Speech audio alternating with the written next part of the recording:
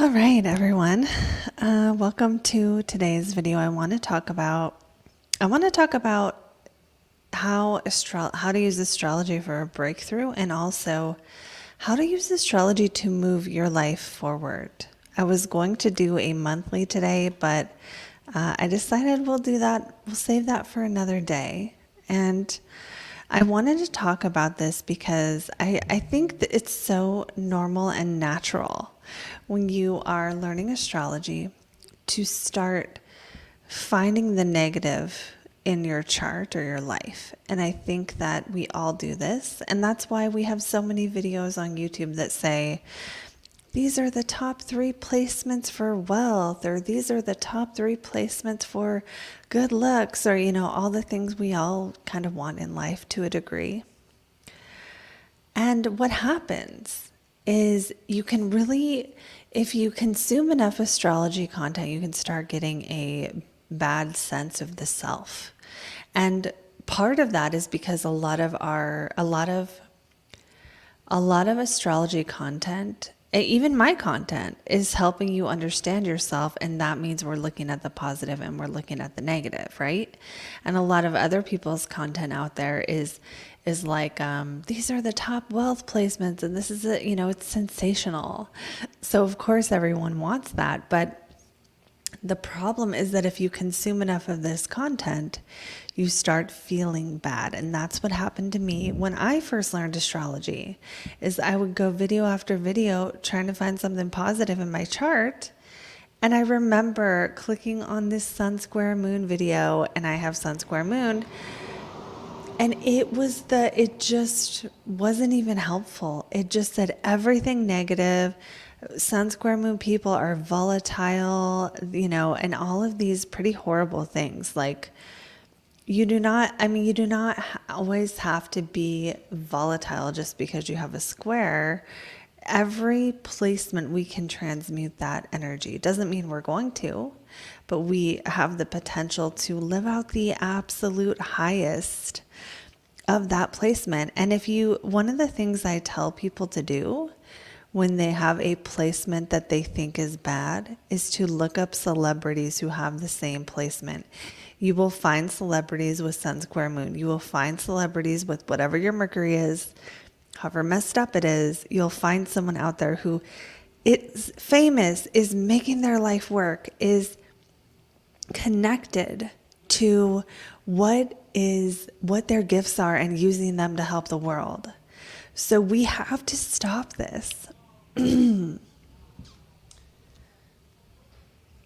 We have to stop this tendency to use our chart as almost like to support us in our worst habits. And let me know in a comment if this is you, because this was me for a while, where I would, look up a placement. I would look up wealth placements and be like, man, I don't have any of those. I'd look up fame. I don't have any of those. I'd look up something else. I wouldn't have any of those.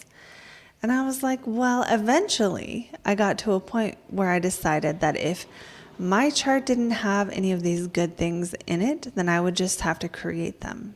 And that is what we really want to do with astrology. Is we want to use our chart and use our life and use ourselves, where we are and exactly who we are right now, to find our place in the world and to build something that we believe in, to connect with our purpose, to connect with the reason why we're here, to connect with our highest potential. And sometimes when we're using something like astrology, it gets really, really easy to feel like someone else got all the good placements, or to really just see the negative in your chart. So let me know in a comment below if this is you, if you are someone who feels like they see the negative in their chart more than the positive.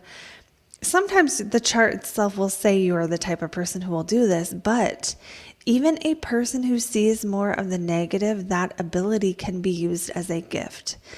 This is often seen with managers or people in charge of things, in charge of important things, is they need to be able to consider the negative, like what's going to be wrong with this, and then avoid that. So even the tendency to see the negative is also something that you can use as a gift. And sometimes we are mitigating. Sometimes we are working on ourselves, and we are, we are working on releasing bad habits, or working on letting go of challenges. We are working on becoming better. We are working on getting over the things we know that, are in our way, that are big, that are patterns that we keep coming up against. And astrology can help with that too. Astrology can help with the timing on that. And astrology can help with giving us another way to tap into our highest potential, not just simply by someone telling you, oh, you could be this amazing, great thing someday, right? And I want to tell you that I did not become an astrologer because someone read my chart and told me I should become an astrologer. I was doing shit. I was trying things. I was reading tarot. I did Reiki. I trained in Reiki. I learned hypnotherapy. I learned life coaching. I worked with clients for years and continued to keep working on my skills until finally, when I started adding astrology, people seemed to like it more. People seemed to be more into it. People seemed to be more interested. So I got that feedback from the universe. But I did not find my purpose. I did not find what I was good at. I did not find even reading tarot when I first started doing that, because some astrologer said you should read tarot. It came from inside of me. And so we want to use the chart to confirm the things we already know about ourselves. We want to use the chart as a guide for self-development. We want to use the chart to become our best self, overcome our challenges, rise up to our potential without these limiting definitions, without being told you'll never be able to do X, Y, Z because people with this placement are not good at it, or, something like that. And if you've ever had a reading with me and you ask me for timing, I'm always going to say now. I'm always going to say now, because there's going to be a good transit at some point in the future. No matter who you are, what your chart is, there will be a transit at some point in the future that gives you a little bit of a boost. It might be from your friends. It might be in your money. It might be in your relationships. It might be in your career, but there's going to be a positive transit ahead. And the question is, who do you want to be when that transit happens? The universe doesn't just give you things that you aren't ready for. So sometimes the best way to use astrology to move your life forward is to just keep going, because then when that transit hits, you'll have a thing, like if you get a money transit and you only have one stream of income, it may not be as big of a money transit as if you had 17 streams of income. Then there's 17 ways I do not have 17 streams of income, so I'm full of it right now, but I have a few ways the universe could just bless me financially, and not just one. So sometimes it's like we need to prepare. We need to prepare for what we want from the universe. So I want to talk about 3 things that we need to do. This is the path to a breakthrough with astrology, and it's probably not what you think. Because oftentimes when we think of a breakthrough, we think of some big moment where some lightning bolt comes out of the sky and we get put on a new timeline. But the thing is that sometimes the easiest way to that new timeline is to do the smallest thing, to change the smallest thing in your life.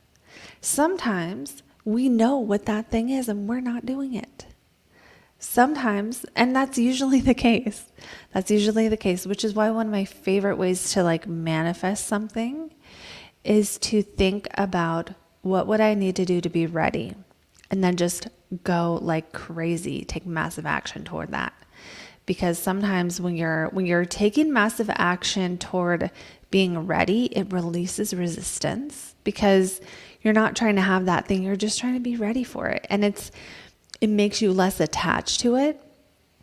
And it also is like, who's the universe going to give a book deal to? Someone who has a book published or someone who's never written anything, right? So it's like whatever you want the universe to bless you with, you have to be ready. You have to prepare it.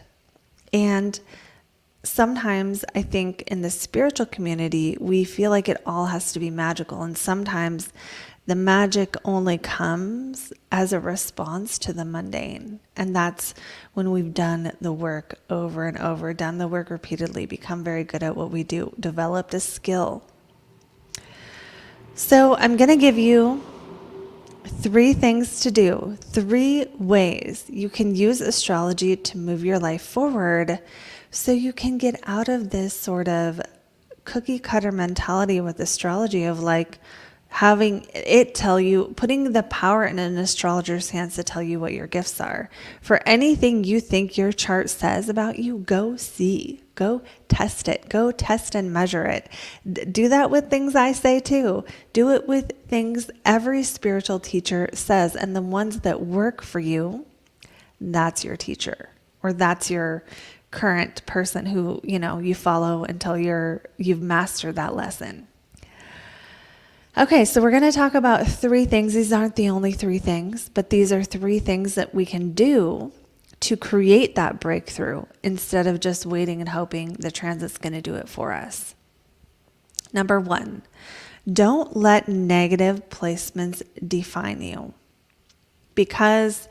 And this is something I see all the time, right? Because even with like traditional astrology, there's planets that are well placed and poorly placed. So let's use Mercury for an example. Some of you out there might have Mercury in Sagittarius like me. You might have Mercury in Pisces. These are both said to be not good places for Mercury. But the thing is that people with these placements can still be wonderful people. And those Mercuries still have gifts, even if they're not in a well-placed area. So let me explain. When something in traditional astrology is considered not well-placed, it means it's hard for that planet to do things that relate to that planet. So when Mercury's in Sagittarius, when Mercury's in Pisces, it's harder to get to the fucking point. It's harder to make sense. It's harder to fill out a police report. It's harder to just speak to the facts. Mercury in Pisces and Mercury in Sagittarius will want to speak to the story, the emotion, the mythology, the deeper reason, and the meaning of existence. And Mercury in Pisces and Mercury in Sagittarius can be the most fun people to listen to because they have stories, and their stories are like about things that evoke emotion and feeling and can kind of pull down the archetypes from the collective consciousness and speak to our souls. So I always say we don't need Mercury and Pisces to run business meetings. We need them to tell stories and write poetry and write books and write movies and music and talk to people about astrology and mythology and consciousness and talk about UFOs and talk about all the magical, mystical things that we can be talking about the soul, which it's not like Mercury doesn't like some of those topics. It's just that the method of getting straight to the point, getting a factual, clear, concise thought that doesn't ramble anywhere is not a gift of Mercury in Pisces or Mercury in Sagittarius. And this is when I tell people to look up celebrities with Mercury in Pisces and Mercury in Sagittarius. My favorite example of Mercury in Sagittarius is Jamie Foxx, because you would never say, oh, his Mercury is bad, he has such a bad Mercury. You would just say like, oh, he's amazing. Like, have you heard him do impressions? Have you heard him make jokes? Have you heard him sing?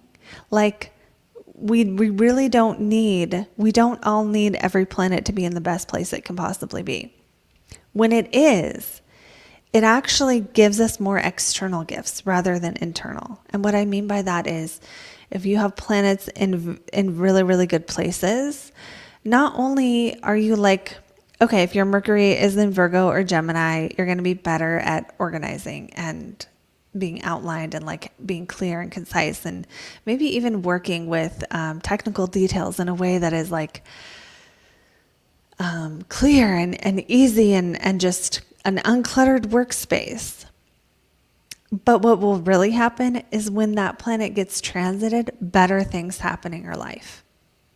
So it doesn't mean anything negative about you. So we have to stop. We have to stop letting our negative placements define us. That's number one, if you want to move your life forward. Because you can end up with a much worse opinion of yourself than you really have. And I see this a lot in client readings where the person is like, oh, I have this really bad thing. And I find like 3 things that counterbalance it and make it not so bad. And I'm not sugarcoating it. I'm looking. You only know one layer of understanding of this. And it's easy to give that too much importance when maybe there's something that's pretty obvious to an astrologer that would mitigate that, make it not as bad. But the person just doesn't know that. So keep in mind that just because someone on an astrology channel told you it's a placement in your chart was bad, I would not even follow people like that anymore. And I've seen it happen so many times where the astrologer is just like, people with their moon here, blah, blah, blah, and people with Mars here, blah, blah, blah. And I'm like, that's all on my chart you're talking about, man. I don't want to hear that. I don't want to hear what you think is wrong with people with my placement. Now, you don't have to go on following anyone, but the point is we got to stop using astrology to be down on ourselves, because there could be something that counterbalances that negative placement. That storytelling could be the thing that makes a difference in someone's life, because you have that Mercury that can ramble and that can tell that story and that can just affect people and move people emotionally. So number 2 is to find what your planets are good at. Figure out what your planet is good at. You can use ChatGPT for this if you want to, and it will work. And I hate saying that because I don't want to put astrologers out of business, but you can go straight up ChatGPT. What is Mars in Aquarius good at? And then if you know the house, whatever your Mars is, I think you should do that. I think you should do that while this video is playing. You should open ChatGPT. You should ask it, what is Mars in blah, blah, blah good at? And put your natal Mars and put where it is by sign and house. And you can do this with your whole chart, because every single planet in your chart is going to be good at something, regardless of whether it's in the best sign for it or not. Your moon might be really, really good at feeling. Your moon might be really, really good at being compassionate. And it's those subtle qualities about ourselves that sometimes we don't notice. And this is one of the strengths of astrology, is sometimes it can show you that your chart is awesome. Sometimes it can show you the potential in your chart. And remember that sometimes the best people have rough charts. Sometimes the squares and the oppositions and even the conjunctions and the challenges end up forging you, like coal into that diamond. Sometimes the best people have the worst charts. Celebrities often have oppositions and squares. Why? Because they generate energy. And while you could use that energy to self-destruct, you could also use that energy to help people and to heal and to have grit and to have a mission and to go after something you want and to be able to be like hungry enough for it, right? Like if you have a bunch of trines in your chart and you're like, I want to start a business. It's like, okay, do it. Do it, go for it. But sometimes it's the friction in the chart that leads us to do something great. Just like in life, part of accomplishing things is deciding you're not going to be satisfied until you reach that. It's that Capricorn energy of whether you have Capricorn placements or not, of deciding that's the mountain you want to climb and you're not going to be satisfied until you're at the top. And then maybe when you're at the top, you go climb another mountain. But the point is that just because you have a challenge in your chart does not mean that it can't be used to do something good. Sometimes the worst challenges, it's like it gives us the fuel. The deepest fears give us the desire to overcome that. People with whatever your Saturn is touching, whatever your Saturn is touching can give you the fuel, the gas, the fear that's like, oh, I don't want to be seen as stupid. Okay, then go make sense and do something smart.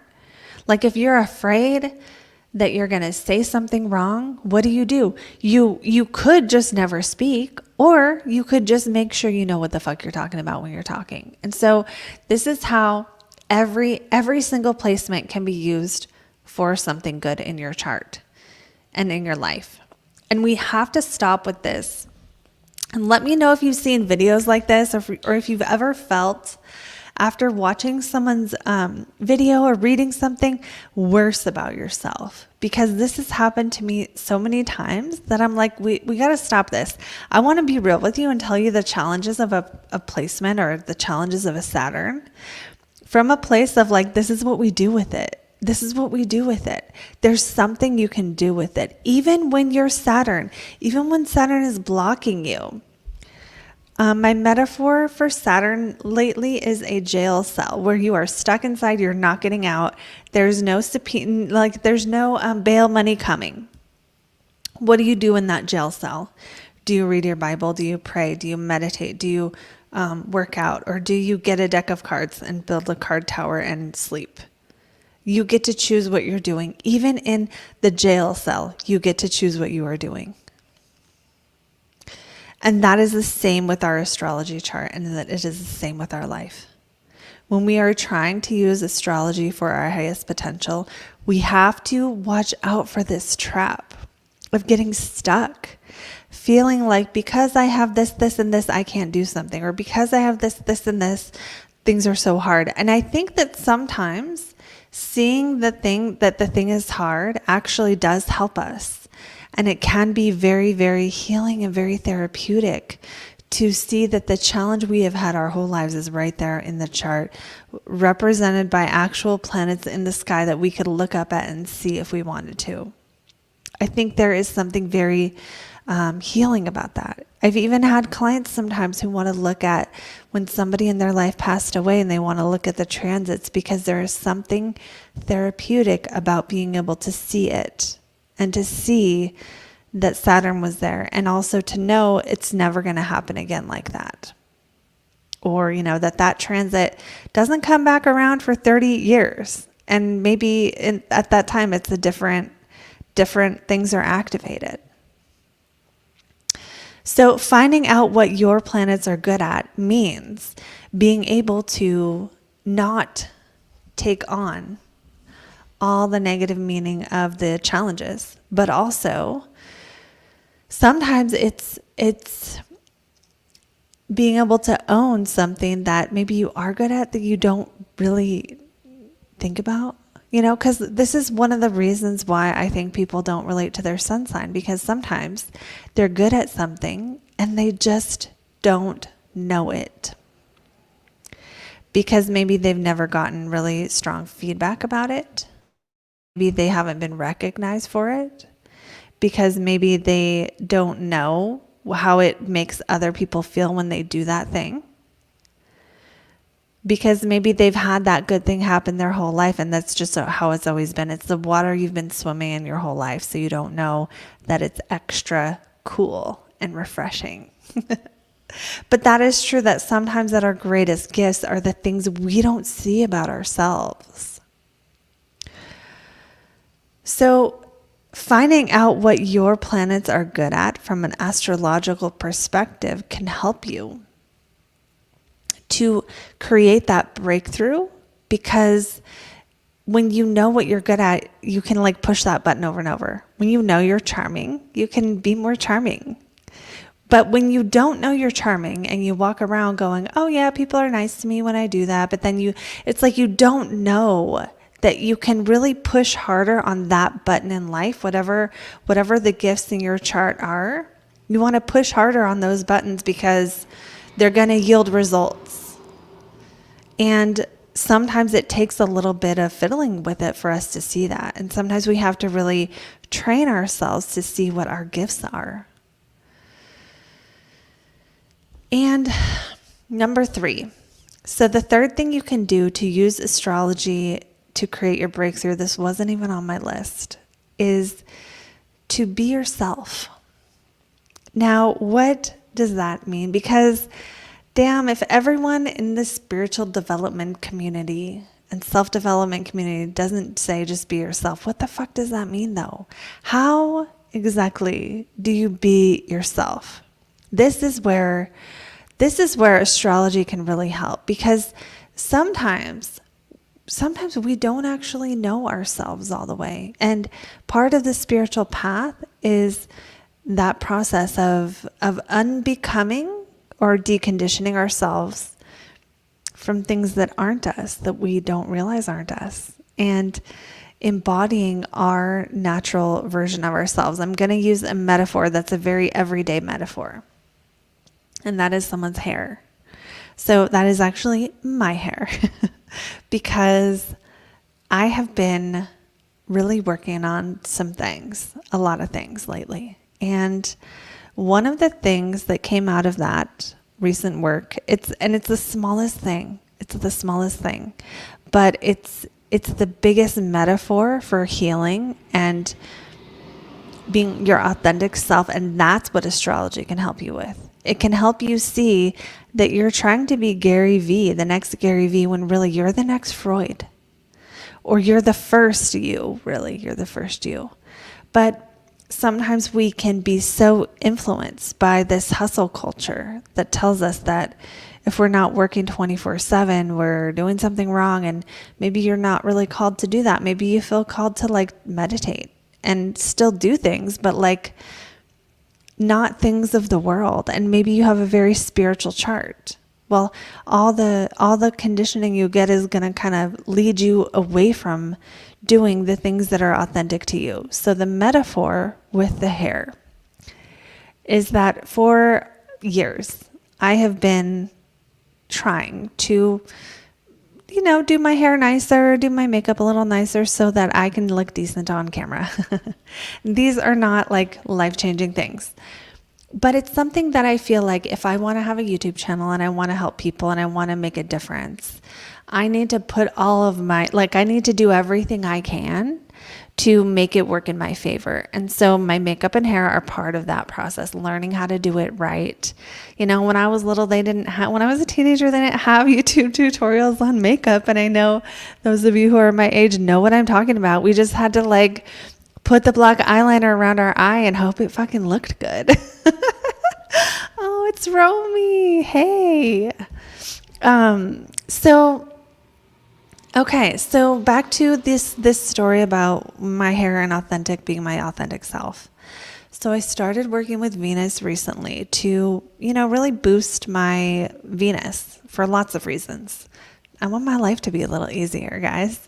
I don't want it to be so hard. I don't want to always be chasing money and worrying if I could have to pay rent or I just want my life to be easier now. So I'm working with Venus. And one of the things that came out of this was that I learned that my hair is wavy, and to do my hair like this is so easy. I just go in the morning and then it looks like this. And it's not and the reason this is the metaphor for me becoming my authentic self is because it's not just about doing my hair in the morning. It's about walking through life not wearing a mask of trying to be someone I'm not. And this is what successful people are doing right. They are not walking through life trying to be somebody else. You know what I mean? Even the people in business and stuff, Gary Vee is not trying to be the next Grant Cardone. And, you know, I don't know, like all these people who you see, who are succeeding in their field, who are good at what they do, they're not trying to be the next anyone. They're just sharpening the tools they have in their toolbox. And their tools might be charisma or spirituality or doing their hair, right? There's just doing what they're good at. They're sharpening their skills. And so that's why I'm saying, like, chat GPT what your planets are good at. Because you might be the best listener on the planet. You might be the person who can make mermaid tails better than anyone on the fucking planet. And I'm being kind of silly here, but there might be something random and niche and kind of weird and totally different about what you are good at, what your skills are, and what you are here to bring to the world. And it might not even be what you want to do. And this is the part that I wish I could scream louder to people, because I mean, I get like, you guys, I get requests. Like I have a thing where you can apply for financial assistance for a reading. And I get these people sometimes who are like, I have no money and I need you to help me to figure out making money in a way that's in alignment. And I'm like, I understand that problem, because I remember what it was like to be like staying at my friend's house and not having enough change to even do my laundry, and like losing my website at the time because I couldn't pay for it to renew it. And just knowing that and working like these temp jobs at these like factory type places in these warehouses, and like sleeping in my car sometimes. I remember those days, and they sucked bad. But I didn't, the way out of that wasn't to find the thing that's easy. The way out of that was actually really hard. It was really hard. And it involved like a whole process I could make a whole nother video about. But the long answer is, it took me a really long time. And I had to really, the first step on that journey for anyone who's like relating was to detach from the emotions involved. So maybe we could do another video on how to detach, because I have Mars in Scorpio, and this has been one of the hardest lessons in life. But the point I was trying to make with that whole long story is that now I have my hair it's my hair. It's not me trying to have Farrah Fawcett fucking hair. It's not me trying to, be like some other social media influencer or try to be like some other spiritual person. Sure, I have people who inspire me. I'm like, oh, I want to be like that. I want to have, I want to have my channel have that many views, or I want to have, but the things that inspire me, guys, aren't as much of that as when I listen to someone and they remind me that I have a soul, and they remind me that, this life is so much more than just status. And they remind me that like intuition and honoring our emotions is the most important thing we could do, because that's what being authentic means. That's what being yourself means. It means when you're feeling like, man, I don't like this. When you don't like something, listening to your body when it says it doesn't like a certain food. Listening to your spirit when it says, go buy that tarot deck. It would be fun. Go to that other country. It would be fun. That's what started this whole journey, everybody. It wasn't me going to an astrologer and an astrologer telling me, you're going to do your hair wavy and you'll be happier. Or, an astrologer telling me to go get a tarot deck, or an astrologer telling me da da da da da. And even in the times in the past where I had a good reading where someone was like, yeah, you are going to write a book someday, that even though I will keep that and I will appreciate that guidance, that's not what got me here.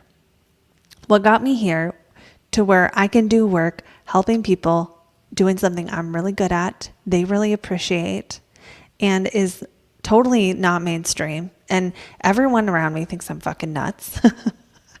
And just living my life, doing my life the way I want it to be, was listening to my own self, listening to my own heart when it said, get out of this job at this trucking company. It's killing you. You hate it.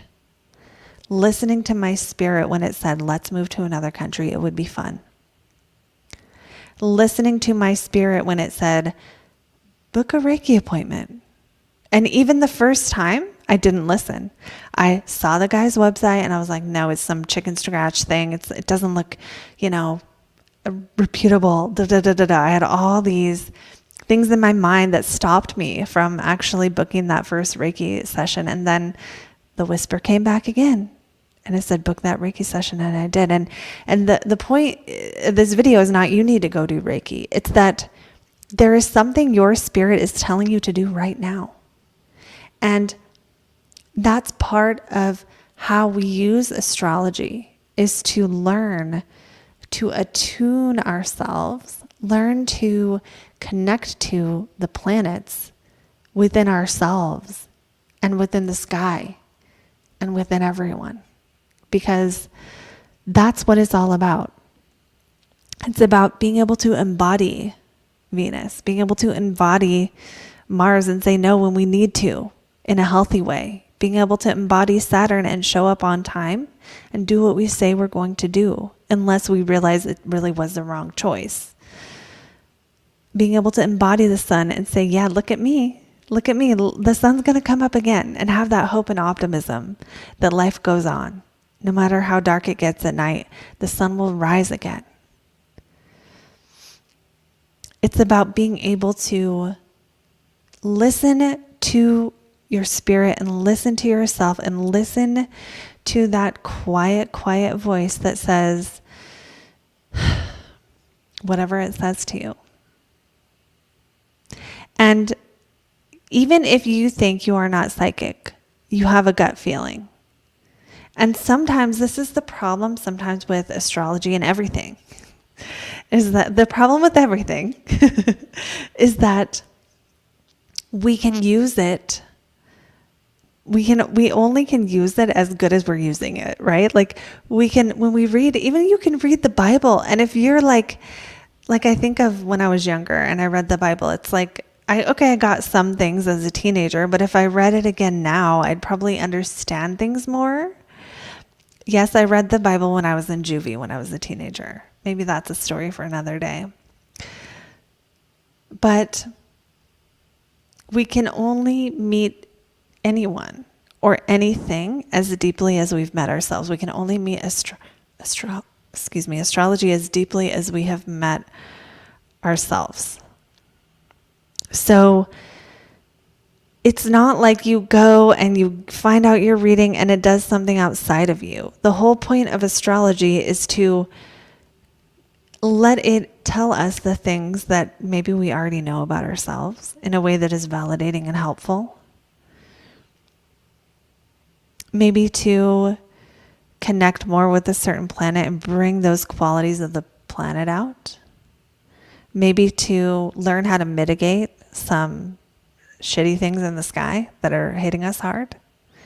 Or maybe even when the things in the sky are hitting us hard, to be able to know it's going to end and when it's going to end.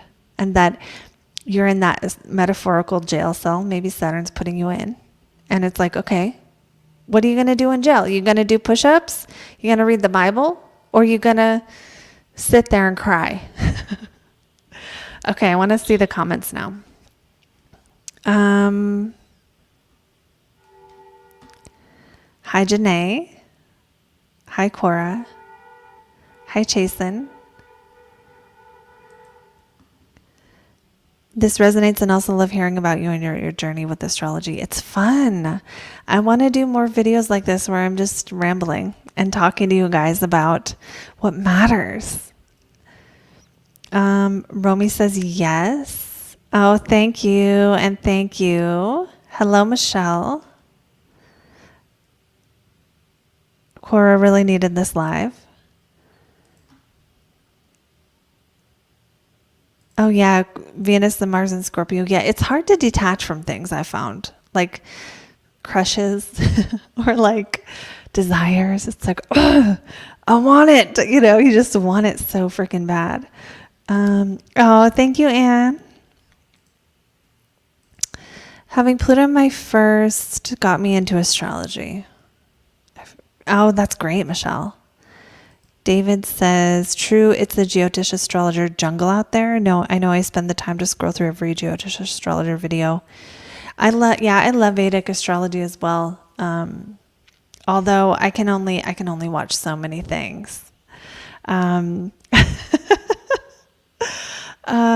so moving our lives forward with astrology is more of a holistic thing, right? It's not like you're going to go watch some wealth placement video and magically the riches are going to come. Maybe some of you have a wealth transit on its way to you. That'd be amazing. I'd be so happy. Maybe I will too someday. It's fine. But like, I think the whole point of astrology is that we can use the planets as ways to connect with our own divinity within. We can use the planets as ways to grow or reduce or connect with certain energies. And we can use the planets as guides, as like, there's something about astrology though that it does do something that the planets are physical and we can actually see them and see what they're doing in the sky. There really is something about astrology that makes it so much more embodied than I thought it was. You know, I thought astrology, before I knew anything about astrology, I just knew like the Saturn return was hard and people don't like Geminis. Like I didn't know. I don't think I even knew you had a whole chart. Like there's a whole chart, like just your sun sign. That's just one of the planets of when you were born. There's a whole chart. And I'm sure a lot of you know you have a whole chart. Michelle is saying, learning that I was a Cap rising and all that meant was so validating. Yeah. So it's like, I think astrology is best used. I mean, I think this phrase is like, as it's a poor servant, but a great a poor master, but a great servant, right? Where when we turn it into, oh, the sky is dictating what's happening and we have no power. Well, then we're making it our master and it's not good at that. But when we use that as a servant, how can this tradition serve us?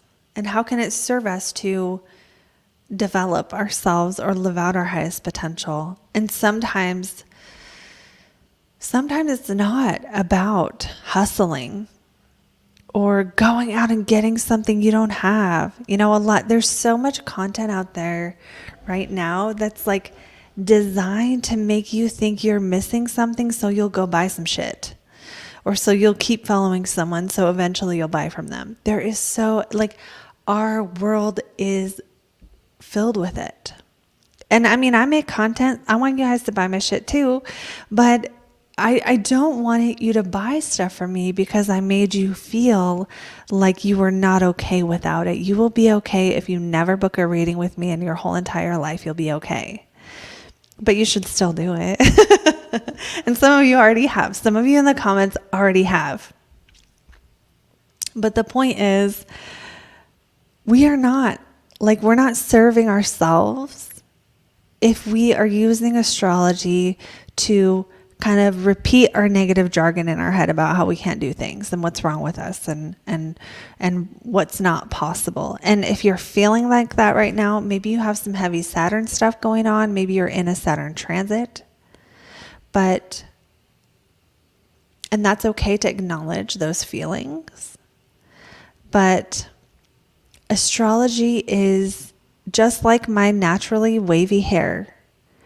The path of healing and wholeness sometimes isn't usually what we think it's going to be, because we don't know what the version of us without our afflictions looks like. You don't know what the version of you that's developed a skill for 2 more years from now looks like. Or the version of you that doesn't struggle with food, or doesn't struggle with worrying about shit all the time, or doesn't struggle with your relationships, or saying no, or whatever it is. You don't know what life looks like when you've overcome that. Michelle says, actually, wait. Romy says, my reading with you, was it? Yay. I'm so glad I remember it. I remember how much you knew. And you're like, Pisces rules the feet, right? I remember that. Michelle says, a good astrologer will help you find your gifts as well as challenges. Absolutely. And I think we can take it a step further too, to be good at using astrology for what it's good at, and be good at knowing when to let it be okay that you have the chart that you have. You know, part of my intention with this live is to remind you that it's all about listening to our inner voice, and that even when someone says something that resonates with you and you're, oh my God, that was so true, I can't believe you even knew that, blah, blah, blah. That's still your inner voice recognizing it being the truth. That's you. That's your sovereign power. When you hear the exact thing you needed to hear today, that's still you being open to receive that and letting it land, right? Because if your Venus is super blocked, you'll hear the thing you need to hear and you'll be like, I don't need that.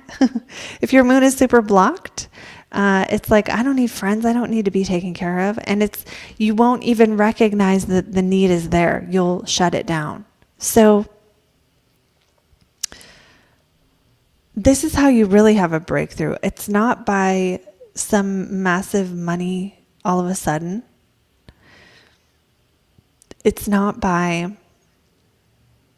just going and getting one reading that tells you how to do the whole rest of your life right now.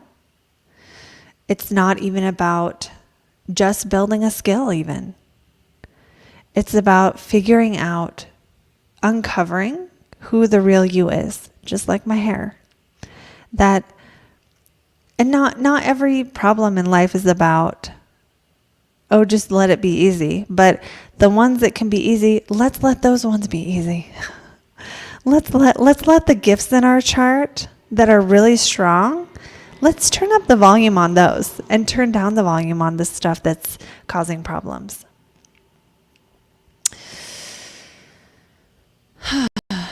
And let's stop following people who make us feel really bad. And I don't mean I just think there's a lot of well-intentioned people out there, especially in the astrology community, who are just talking about war. And it's like, maybe war is coming, maybe it's not. But spending this time worrying about that is probably not useful for most people. And I just think that no matter what's happening externally, we always have a choice of how we're dealing with what's happening internally. And that's where our power is. It doesn't mean don't do stuff or don't take action, but you take better action when you know yourself. You make better choices when you know your limits. When I lived in Korea, I worked a split shift for a year. I signed a contract and I had to work a split shift. And during that time, I broke my ankle. I had to have surgery. And they didn't let me off the split shift. So I was literally 2 weeks after my ankle surgery, the cast went on because I had an open wound, so they couldn't put the cast on until the stitches were taken out. So 2 weeks immediately to the day, I was able to work again. And I was like crutching myself to work on crutches and crutching back home. And the first day I just cried at the end of the day because it was so hard just to get to work and back. And now, the person that I am now would just not work a split shift, because I know that like I promised myself at the end of that year, I will never, ever, ever work a split shift ever again. Like never in my life. I promised myself. And it's fine. Like I'm not upset about that experience. It's a fun story. And I got to teach English to adults, and I loved it. I loved teaching English. It was the first job I ever had that I actually liked. And it was before I knew anything about spirituality at all. But I will not do that again. And I will not question it, right? I will not question that I need a full night's sleep. I will not question those things, because I'm more in touch with what I need now. And I think that's probably a natural part of, growing up, hopefully becoming a mature adult. Let's see what the comments are saying. Oh yeah. I've been planning my reading all year. Okay. Well, I hope to see you at some point. Romy says, you helped me look at myself. Good. Yes, from a Mars-Saturn person. Oh, Moon-Saturn. David says, only 7 of the Jyotish astrologers are uplifting. 0 says, astrology activates points. That's true. That is true, but I don't, I'm not always that positive, and I'm not trying to start a fight with you, 0. But I do think there are some things that really suck that astrology activates. Like when people die, like when your parents die, most of us, our parents are going to die. I wouldn't call that a right timing thing. I would call that just life, So I think we have to be careful not be careful. I don't like to turn everything into a positive if it's not positive. Sometimes, some things in life are really not some things just suck. And some things are lessons, and some things are gifts. And sometimes, even breaking my ankle was a lesson. It was actually me getting exactly what I asked for. And I'll tell you guys this story. If you're on my email list, you'll know this story already probably, but I'll tell you guys. And that is that.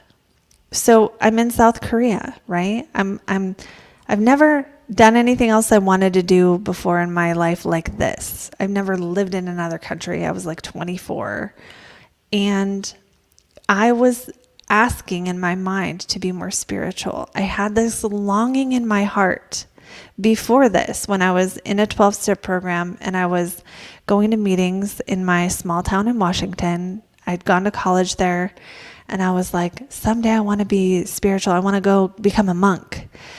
But the thing is that was just all I knew. I didn't know astrologer. I didn't know spiritual person who isn't a monk. I didn't have a frame of reference. So the only frame of reference I had for being more spiritual was being a monk. And so in my mind, I was like, I wish I could just leave this 12-step program and go become a monk. And so I moved to South Korea, where I ended up quitting the 12-step program. I never became a monk, and I don't plan on it. But I do live a more spiritual life. I do live a more monastic life in some ways, in the sense that I don't do a lot of material things of this world. I don't like doing worldly things, guys. I don't like going to parties and getting drunk. I don't drink. I don't want to go to crazy social things. I love living my little peaceful life in my own little corner, isolated corner of the world, of the town, whatever. But at the time, I was asking to be more spiritual, and I was not being more spiritual. Okay, so I was not doing anything spiritual, but I was saying in my head, I wish I could be more spiritual. I wish I could be more spiritual. And the thing that happened was that I did break my ankle, and I did have surgery. And at the time, it seemed like the worst thing ever. I think now if that happened, hopefully it does not. But I think I would be a little more, I wouldn't be so knocked down by it. At that time, I was very more self-willed than I am now. An example of this is when I called my friend and I needed help. She was like, I knew something was wrong. Because she knew me, and she knew I would not have called for help if I was not totally stuck because I was very stubborn and I would have done that shit myself. But I was asking for this thing in my heart that I wanted and I longed for, but nothing in my life was aligned with the activities that would get me there. So I was saying, I want to be a monk. I want to be spiritual. And then I was spending my time thinking, I don't have enough time. I don't have enough time. And just running around like a crazy person, you know, not like a crazy person. And what that broken ankle did, what the lesson was, that because I had a split shift and a broken ankle and I was living in a country where I didn't have a car. No, most people didn't drive, you know, you just walk to work. So I had to walk on crutches to work for my split shift and then walk on crutches back. Like, I remember I couldn't even make the crosswalk because it was so, like, I couldn't crutch across the street fast enough. Like, it was hard. It was hard. But what the lesson was that thing took from me, it wasn't about being on crutches or being embarrassed or the pain or anything like that. What it took from me was my time. So what happened was, when I got my time back and I didn't have crutches anymore, suddenly I started spending it intentionally. I bought a book called The Artist's Way and I started reading it, and I did all the activities and journaled about what my life would be like if, you know, and just unblocked my creativity and started writing songs and recorded a song in South Korea in a studio with a Korean guy I met at a park playing guitar. And met these like people who sang and played bluegrass in Korea. And like went to jazz bars with my friends, and I just started becoming myself. And there was something for me about separating from the life that I had known that really supported that endeavor. You don't have to live in another country like that. You don't have to. You could just like move to another state like a normal person. But I knew I wanted to just do something different. And I'm so glad I did. Although it was challenging and there was a lot of hard parts to it. But I forgot what my point was. Oh yeah, it was that sometimes it was going back to Zero's comment. Sometimes the horrible, shitty thing that's happening is actually the universe redirecting, because that moment redirected me, and the accident, me falling down my stairs, having the surgery, it all was like all this pent up energy in my life got released by that. And I didn't know that was happening. I just thought it was really shitty that I had to sit on this couch all day and that there was only 2 channels that had English, and one of them just played Predator, this Predator movie all fucking day. So there's one version of Predator that I've probably seen like 27 times. It's the one where they get dropped off at the planet and the guy has poison. I mean, it was a fun movie, but like it got old. Anyway, at the same time, though, the spiritual lesson was that you're asking for a life that involves sitting with your own energy, but you are not sitting with your own energy. So we're going to give you an experience that will make you sit with your own energy. And so that was the beginning of me. I think I had already done Reiki, sitting with my own energy and being able to be with my own feelings. And I even remember after that was when I started meditating. And when I started meditating, it was not easy.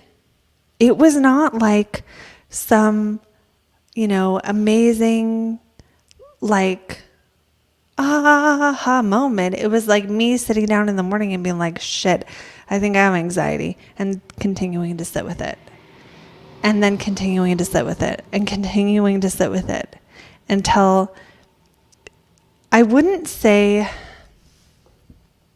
I don't have anxiety now, but I would say my ability to sit with my feelings is better. And I would say that when I am meditating, what it does is when I start going onto a negative spiral, I catch myself. And if I'm not meditating, it's like that muscle gets weaker again. Okay, let's see what you guys are saying here.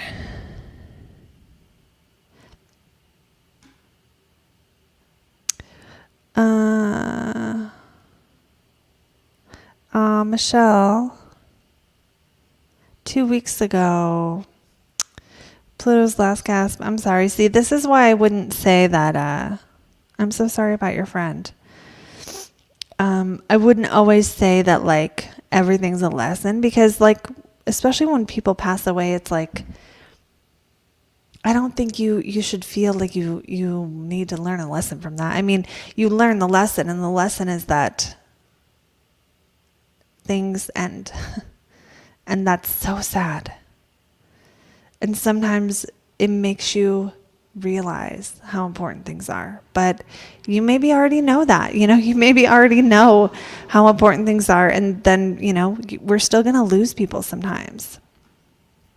It's not like the universe comes down and is like, making humanity making all our friends leave so we learn anything.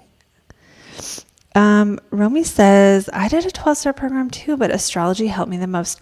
I won't. Yeah. I feel like I've been feeling actually like I should start talking about why I left the 12-step program, because I feel like I finally like 12 years later or something crazy, it's like been 12 years.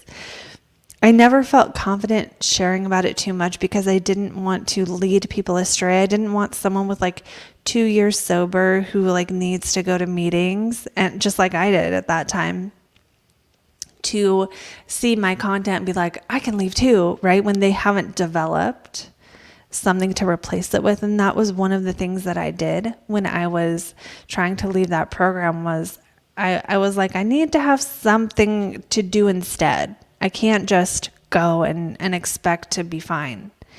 And now I have a spiritual practice that is more lonely, but it's also, it's also, I get to listen to my own voice.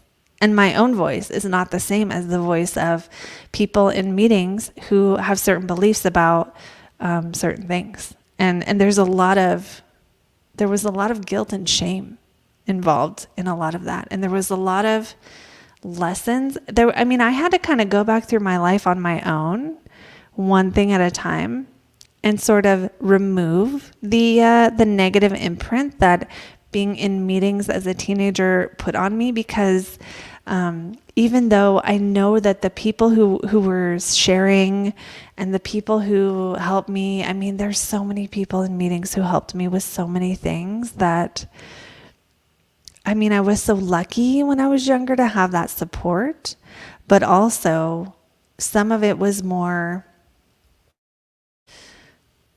a little bit more on the, tough shit, pull yourself up by your bootstraps variety of support. That is fine. But also some of the support that I do with my own self now is like, can we just let it be okay that something happened and not need to always blame ourselves for everything? Because sometimes that over responsibility can actually be a way of avoiding feeling something. And it can actually be not as strong as people who do it think they are, I think.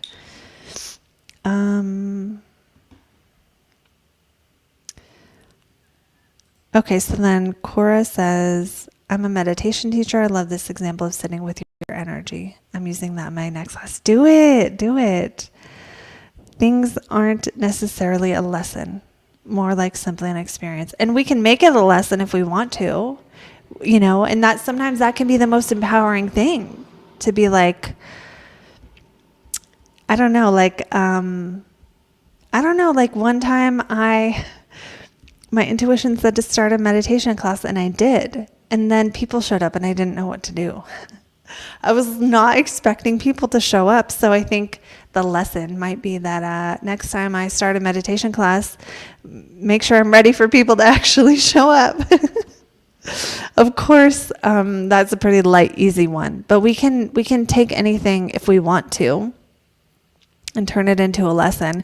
And sometimes the best lesson, this is like a stoic thing, sometimes the best lesson when someone is being shitty to you or you're being treated in a way that you don't like, sometimes the best lesson or the best way to transmute that energy is to not be like that. So if I see people on YouTube who are just scaring people, I'm going to not be like that. And if I see people on YouTube, astrologers who are like promising shit that isn't real or making you feel like every week is a goddamn portal when it's not, or BSing you in some other way, or talking about war all the time to get more views because it works, I can choose not to be like that. And there's other things, right? There's other things, but sometimes that is a really, really powerful one, is to choose that if you ever had that thing or were in that position, that you would not be like that. It's such a flex. Yeah, Romy says understanding my chart helped me the most. David says, you're in a different place. Great.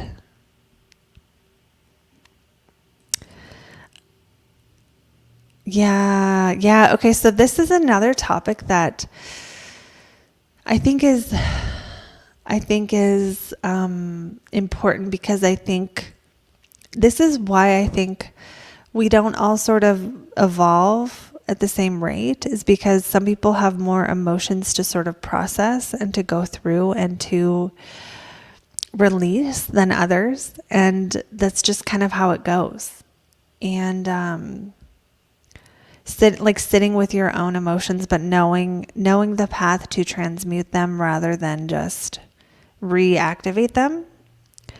That's another tool that I'm a huge fan of. And I think that's really some of what the spiritual path can be used for, is to find the tools that work for us to help us be more grounded and more present and more, because that's kind of the point of life, is to be more grounded and be here now and be quiet enough to hear our intuition and be relaxed enough to do our hair in the way that is ours, right? And to just kind of embody our own self in this life, which is sometimes harder than it sounds, because it means you have to listen to yourself when you need to say no to somebody else, and it will make you feel sometimes like an outsider.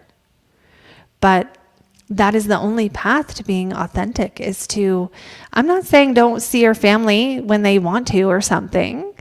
I mean, with the shit that really matters, right? Knowing when to say, actually, this time in the morning is my meditation time, and I'm not going to breakfast with you. Or to know when to actually go to breakfast and that it's fine, right? To be able to sort of manage the boundaries we need to have for our own well-being and our own happiness versus being too rigid. Okay, so how to really have the breakthrough sometimes doesn't come from going out there. It comes from tuning in. And it's good to surround ourselves with the people to follow on social who are really going to remind us that we are here to develop our intuition. And I'm not saying you can't also follow Gary Vee if you want to, or whoever else makes you feel like you need to hustle. I have some business people I follow sometimes, but it's about the balance of knowing when to tend to our inner world, because by listening to our own voice, that's how we have our breakthrough. It's not by trying to be the next anyone. It's by trying to be the first us. And there are some people who you follow, or some people who you interact with, or some things that you do in your life right now that bring you closer to that person. of you, who you really are. And there's some things, and there's some people, and there's some social media channels who are going to bring you further from that person, who you really are. And what that is can actually change depending on where you are in your life and what you're looking at changing and how you've developed as a person. But ultimately, and that's the way to use astrology to have your breakthrough, is to use the astrology tools that help you with your inner knowing and release the ones that make you feel like I'm not good enough, or like there's something wrong with you, or like you're on the wrong track if you don't do this, this, and this. Okay, let's see what you guys are saying here. Oh, thank you, Michelle.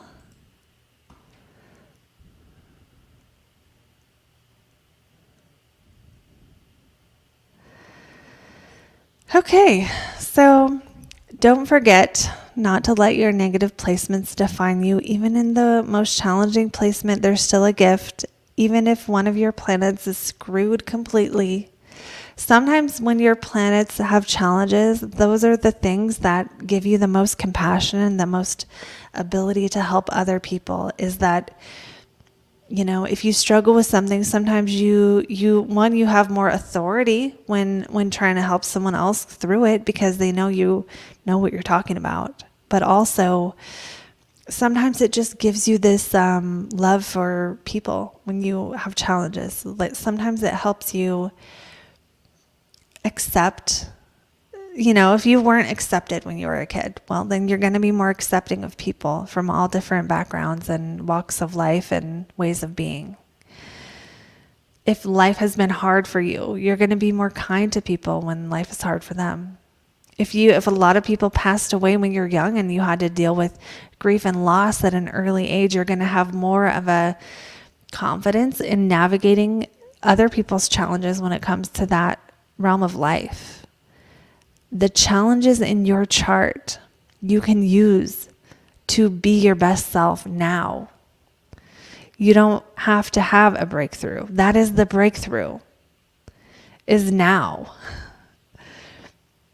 Is that there's something you can do to get closer to your innermost self right now. And sometimes that is just going with the flow. Sometimes it's just taking a walk in the damn sunshine.